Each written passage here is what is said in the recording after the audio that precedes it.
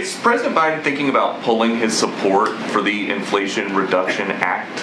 No. Because he promised it wasn't going to raise taxes on anybody making less than $400,000 a year, but the Joint Committee on Taxation says that is not true. Well, that is incorrect. So the Joint Committee on Taxation, which you guys heralded as an effective body when you were selling the infrastructure package, is not to be trusted here. I said it is not correct because I will give you why it's not correct, because it is incomplete.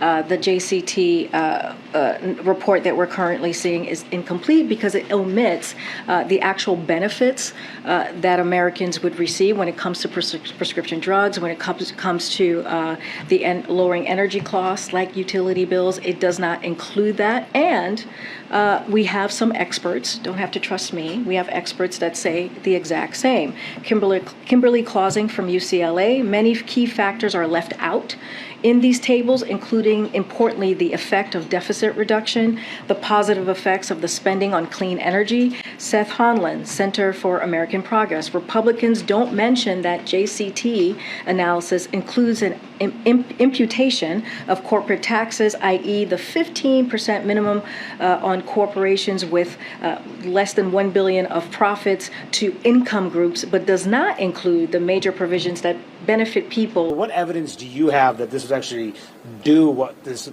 legislation is promising to do, which is reduce inflation? It's pretty much common sense if you look at the common sense. But, I'm used to all the analysis going on. There's been 17 Nobel laureates who said that basically inflation would be transitory. Specific. So Penn, Wharton, where the president used to, University of Pennsylvania used to be a professor there. The Penn Wharton budget model says this Inflation Reduction Act is actually going to increase inflation in 2024. Does the president worry about that? So we agree with Senator Manchin. You heard him a couple of times yesterday, and disagree with Penn Wharton as do a number of qualified experts, which I'm happy to read out. But I do want to say that it is quite ironic that congressional Republicans are complaining or have a false outrage on this Inflation Reduction Act that is actually going to do something and help the American people lower cost when they have offered really nothing to do that. What they have offered is to increase taxes on Americans making less than $100,000 a year. And So those two analyses that he's referring to was one from Moodys Analytics, another one from Penn Wharton, both of which said that this legislation would do little to curb inflation. Last year, you said the American Rescue Plan, the COVID relief bill, would not cause inflation. Take a listen. You're spending $1.9 trillion, and that you may end up overheating the economy and causing inflation, sir. Well, I hope we don't. I don't think we will, because, again, I've said we spread it out. We didn't throw it all at one time. But most experts now believe, Senator, that spending, that bill did spark the skyrocketing inflation. So why should Americans believe you now when you say that this new bill will not exacerbate inflation? I made sure I don't make that mistake again. That's the bottom line. I make sure I didn't make that mistake again.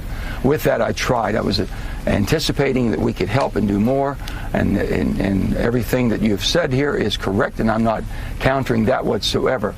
Speaker Pelosi, where is the president coming out to respond to, at the very least, say, don't do that? Well, first, we've talked, Kirby was just here talking about how, I have not seen those reports, so I'm just going to say. That they were going to maybe shoot down her plane, or that it would be within their rights to shoot down her plane. All right. Well, we have talked about that. We have said that there's no need for this type of saber rattling. It is unnecessary. Reduction Act. Sure. Right. Farmers running ads in this town, and probably others, it says that the pay for when it comes to Medicare and allowing Medicare to negotiate some prescription drugs will result in money coming out of the Medicare system and